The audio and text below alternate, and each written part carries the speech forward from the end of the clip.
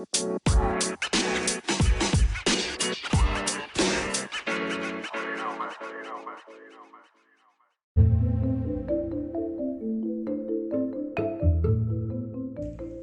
everyone, welcome to another episode of Crash Cinnamon. How are you? How is January, the 750th day treating you? Yeah, it's a bit chilly, it's a bit cold today, but it's blue skies, it's sunny, so we're feeling uplifted.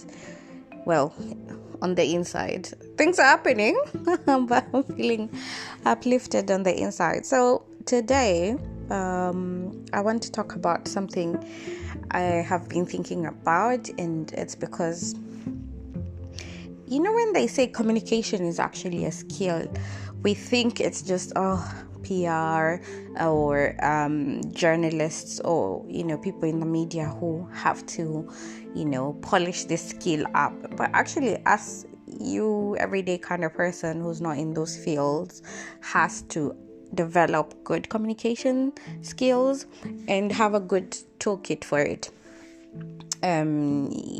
It's moving on from what I talked about life's toolkit in the last episode, and I was reading an article that came through.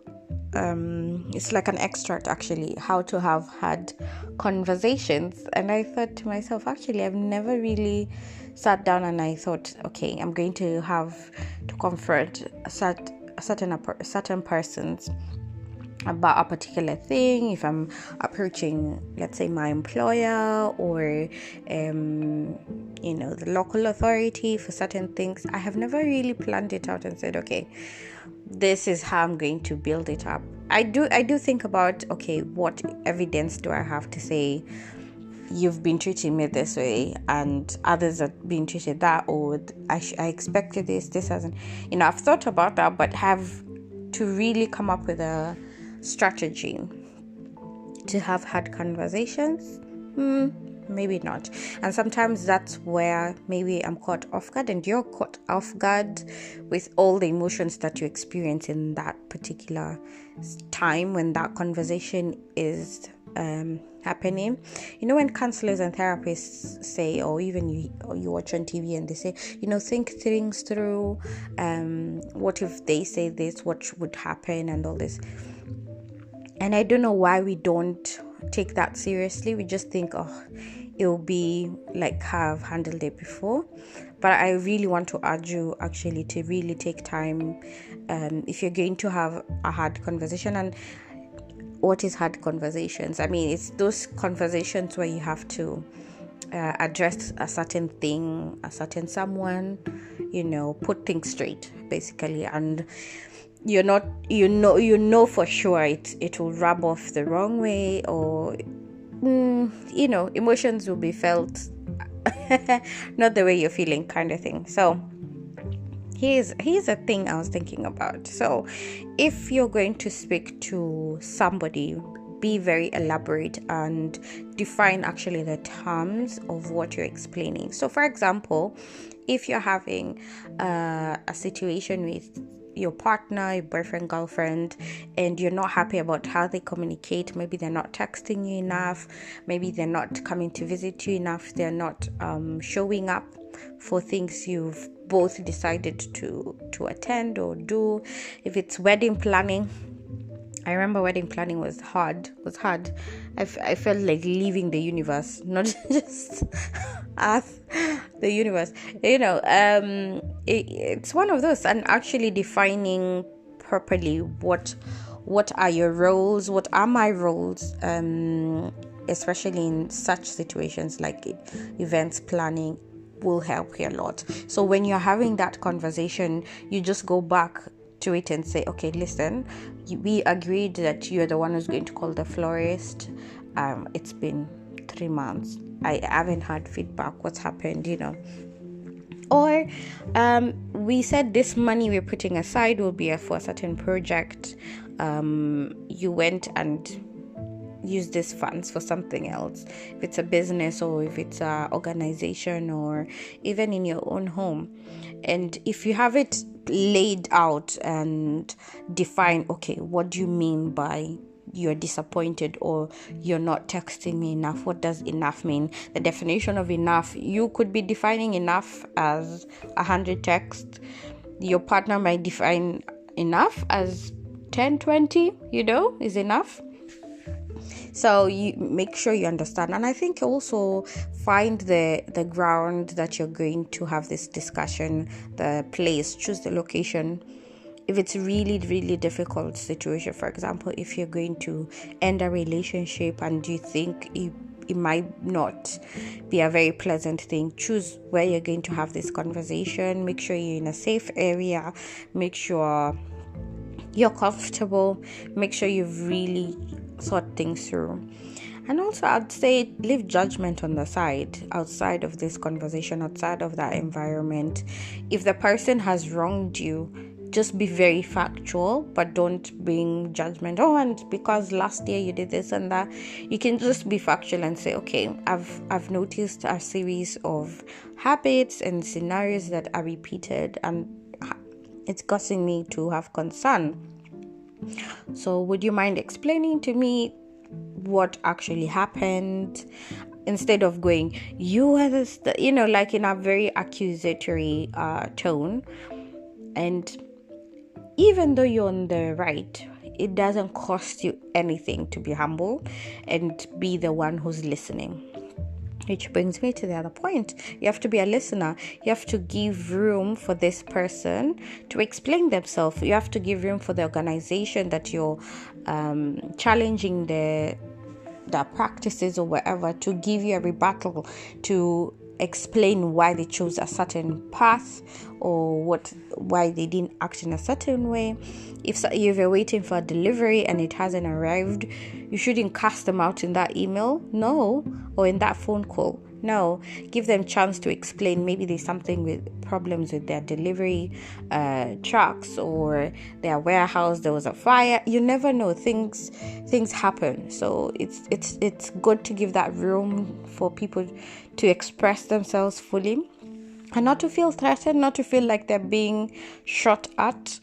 And I know in the height of emotions, sometimes you can't check yourself, but that's why I'm saying prepare adequately and just manage yourself. Manage the emotions that within. It might be difficult to manage the other person, but there is ways to de-escalate a situation.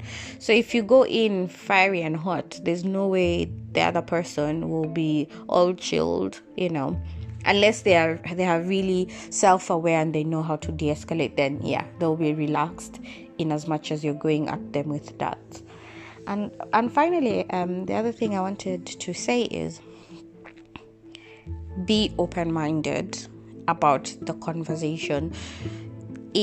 Yes, when you've analyzed, you've done risk assessment in your head, and maybe you think, oh, this person will be so upset, they will throw things at me or whatever. They might actually surprise you. So, sometimes it's not the worst scenario that can happen. And also sometimes it can be not an emotion you're expecting. So for example, they're saying it's over between us, and the person laughs and laughs and laughs, and that's not the reaction you were expecting. So be mindful of the person you're having this hard conversation with. Everybody handles difficult topics, difficult discussions, being told that they are wrong in a very different way. Okay. If it's someone you have history with and you've repeatedly, for example, called them to your office, you've explained multiple of times what they're doing is wrong, you've even showed them, probably even coached them, mentored them, and still, it's not working, you could always have a third person in there, like HR person or somebody else, and so that you can handle the conversation a little better, and probably they'll take it more seriously if they see, okay, HR is involved, or they might see, okay, this is really the last straw, this is third strike and I'm out. And also for your safety, if you feel if the person might get aggressive or anything, good to have a third person there. So just think through, be very mindful of your words and your tone. Sometimes your tone and your body language might just make the situation really, really hard. And actually, I was thinking of all the hard conversations I've had, let's say with my parents or my husband or my manager and things like that. And I thought, wow, okay, in retrospect, I should have prepared better. And I saw another article this week actually, and it read our queen is actually stripping her son, Prince Andrew, of all his military titles and royal patronage. Now, I don't know how that conversation was, how it went. Surely that was a very hard conversation to have with your child. But anyway, this has happened because of all in the light of the current case that is involving him about the sexual assault and all kinds of things that's happening in the States. And the Queen has been getting a lot of pressure from military organizations and stuff like that to say, we don't want him to have this kind of accolades if, it looks bad on us. And it goes to show you that we are actually in really modern times. I don't think if it was, Henry VIII times, if they would, he'd be really pushed to do such a thing. Because back then, we didn't have a say. Commoners didn't have a say, So it shows you the world is changing. And that's why I'm saying, just because you're in a position of power today doesn't mean next week you'll be in that position. So handle with care the conversations you're having, because you never know, that person you might have a hard conversation with, even if they've done wrong, or you're telling them to increase their productivity. And what exactly is productivity? That's another thing. Define the terms. As I said, could be your boss in a few months time. You never know, the business could be bought, liquidated, whatever. Things happen. And yeah, anyway, back to Prince Andrew's story. And I was wondering, did actually the Queen sit him down? Did she write him a text? Did she call him? How did this conversation, it got me really, really curious when this happened, because at the end of the day, this is your son. How do you talk to your son and say, okay, what tone do you go? Do you go as your queen or as your mother? It's very, very interesting. And actually, I have to say, the Queen, many things have been said about her, but I think sometimes I have to give her credit for things like this. Even if there's been pressure, she always does what needs to be done. It's hard because we know what even times for Prince Charles, she had to make a hard decision and stuff like that. And, that was it. So, yeah, I hope this gives you a little bit of insight if you are planning to have hard conversations with people in your world. At the end of the day, also, if it's in a formal setting, have it written down. Make sure it's very factual. You're not subjective in the way you're writing things as well. So I wish you well, and I hope those hard conversations, as you have them, you will be better prepared. And remember, humanity above all. Yeah, thank you. See you on the next episode of Crush Cinnamon.